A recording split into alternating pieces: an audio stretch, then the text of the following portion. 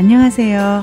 자유교회 이진우 목사가 보내드리는 아침 묵상입니다. 오늘도 예수 그리스도의 향기를 내는 복된 하루가 되시길 바랍니다. 3월 3일 목요일 아침 묵상입니다. 오늘은 하나님의 소생이 되었은즉 이라는 제목으로 사도행전 17장 26절로 29절의 말씀 묵상합니다. 인류의 모든 족속을 한 혈통으로 만드사 온 땅에 살게 하시고 그들의 연대를 정하시며 거주의 경계를 한정하셨으니 이는 사람으로 혹 하나님을 더듬어 찾아 발견하게 하려 하심이로되 그는 우리 각 사람에게서 멀리 계시지 아니하도다. 우리가 그를 힘입어 살며 기동하며 존재하느니라. 너희 시인 중 어떤 사람들의 말과 같이 우리가 그의 소생이라 하니 이와 같이 하나님의 소생이 되었은즉 하나님을 금이나 은이나 돌에다 사람의 기술과 고안으로 새긴 것들과 같이 여길 것이 아니니라. 사순절 둘째 날입니다. 계속되는 전쟁으로 많은 어린아이와 민간인 사상자가 속출하고 있습니다. 하루속히 전쟁이 끝나고 이 땅에 평화가 임하길 기도하며 목요일 아침 묵상 시작합니다. 오늘 묵상하는 말씀은 계속해서 아레오바고에서 아덴의 철학자들에게 바울이 전한 설교의 일부분입니다. 바울은 이름도 알지 못하는 신을 경배해 온 아덴 사람들에게 알지 못하는 신이 누구인지를 가르쳐 주겠다는 말씀으로 설교를 시작하였습니다. 바울은 천지와 모든 사람을 지으신 창조주 하나님께서는 하늘과 땅 모든 만물의 주인이라고 설교했습니다. 하나님은 천지 만물의 주인이시기에 사람의 손으로 만든 신전이라는 건축물 안에 갇혀 계시는 분이 아니라고 또한 설교했습니다. 그리고 사람이 만들어낸 우상들과 달리 천지의 주인이신 창조주 하나님은 부족한 것이 없기에 신을 위한 제물을 사람에게 요구하지 않는다고 했습니다. 오히려 천지의 주인이신 하나님께서는 사람에게 생명과 호흡을 주시고 일용할 양식과 필요를 채워주시고 공급하여 주시는 하나님이라고 설교했습니다. 여기까지가 지금까지 바울이 아레오바고에서 행한 그의 설교입니다.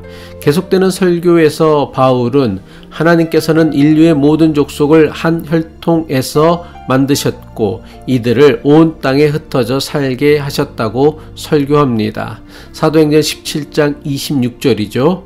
인류의 모든 족속을 한 혈통으로 만드사 온 땅에 살게 하시고 그들의 연대를 정하시며 거주의 경계를 한정하셨으니. 바울이 살던 시대 사람들은 세상에 퍼져 있는 모든 민족은 각 민족에 따라 각각 다른 조상과 혈통을 가지고 있다고 믿었습니다.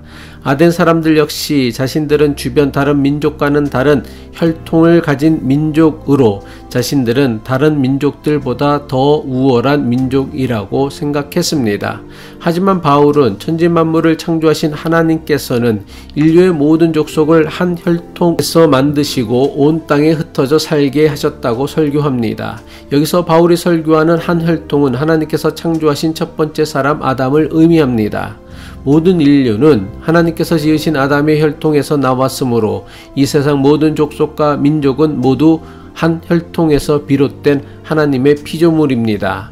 하나님께서 모든 족속의 연대를 정하시고 거주의 경계를 한정하셨다는 바울의 설교는 이 세상 모든 족속의 생성과 소멸은 하나님의 섭리와 주권에 속한 것임을 강조하는 말씀입니다.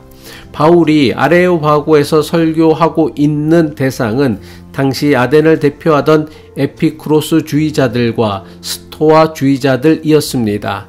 에피쿠로스주의자들과 스토아주의자들은 온 우주 만물과 인간의 역사를 주관하시는 창조주 하나님을 부인하거나 인정하지 않는 자들이었습니다.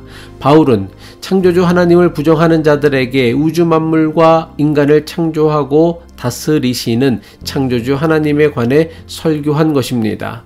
창조주 하나님은 우상들과는 다르게 형상이 없으셔서 사람의 눈에 보이지 않습니다.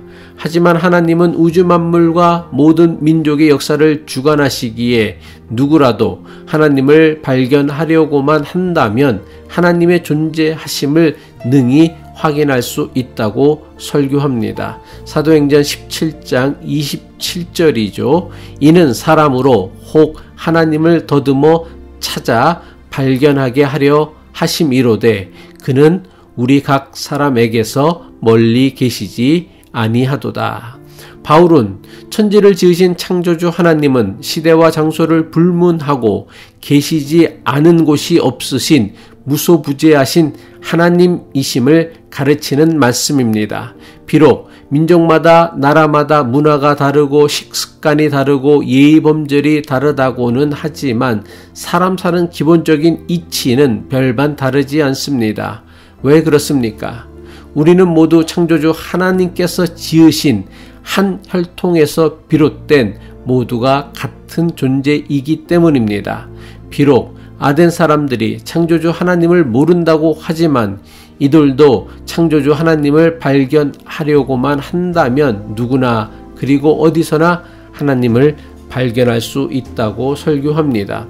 바울이 아덴 사람들에게 설교한 창조주 하나님은 무소부재하신 하나님이시기에 늘 우리 곁에 우리와 함께 하십니다. 세상의 모든 종교는 인간이 신을 찾아가야만 합니다. 하지만 천지와 사람을 창조하신 하나님께서는 언제나 우리보다 먼저 우리를 찾아오시는 하나님이십니다. 그래서 하나님을 찾고 발견하기 위해서라면 멀리 찾아 나설 필요가 없습니다. 무소부재하신 하나님께서는 이미 우리와 함께 계시기 때문입니다. 바울이 계획에도 없던 아덴을 찾아오게 된 것도 하나님께서 바울을 통해 아덴 사람들을 직접 찾아가신 사건이라 할 수 있습니다. 이처럼 사람을 창조하신 하나님께서는 언제나 사람을 먼저 찾아와 주시고 늘 우리와 함께 하시기에 우리가 의식하든 못하든 우리는 늘 하나님의 은혜 가운데 살아가는 존재입니다. 우리는 모두 창조주 하나님의 자녀이기에 사람이 금이나 돌을 사용하여 만든 우상들과 하나님을 같은 신으로 여겨서는 안 된다고 설교합니다. 사도행전 17장 29절이죠. 이와 같이 하나님의 소생이 되었은즉 하나님을 금이나 은이나 돌에다 사람의 기술과 고안으로 새긴 것들과 같이 여길 것이 아니니라. 바울의 이 설교는 우리는 창조주 하나님의 자녀이므로 모든 사람은 하나님의 자녀답게 살아야 한다는 뜻입니다. 아덴 사람들은 자신들의 기술과 디자인으로 만든 우상들을 아름답게 치장하고 그 우상들 앞에 온갖 제물을 바쳤습니다. 이렇게 신을 섬겨야만 자신들이 만든 신들이 비로소 위대한 신이 된다고 믿었습니다. 하지만 천지만물과 사람을 창조하신 하나님께서는 사람을 창조하기 전부터 창조주 하나님이셨습니다. 따라서 사람이 하나님을 아름답게 치장해 드리고 진귀한 제물을 바쳐야만 하나님께서 신적 권위와 가치를 지니게 되는 것이 아닙니다. 하나님을 하나님답게 섬기는 것은 하나님의 자녀로서 하나님 자녀답게 살아가는 것입니다. 그럼 어떻게 하는 것이 하나님의 자녀답게 살아가는 것입니까? 하나님의 자녀로 살기 위해선 어떻게 해야 합니까? 아덴 사람처럼 자신이 가진 것들로 하나님을 채워드리는 것이 아닙니다. 이것은 우상을 섬기는 방법입니다.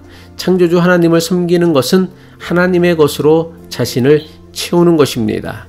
무슨 뜻이냐 하면 하나님의 은혜와 사랑, 공의와 긍휼로 자신의 영혼을 채우며 하나님의 말씀을 따라 살아가는 것입니다.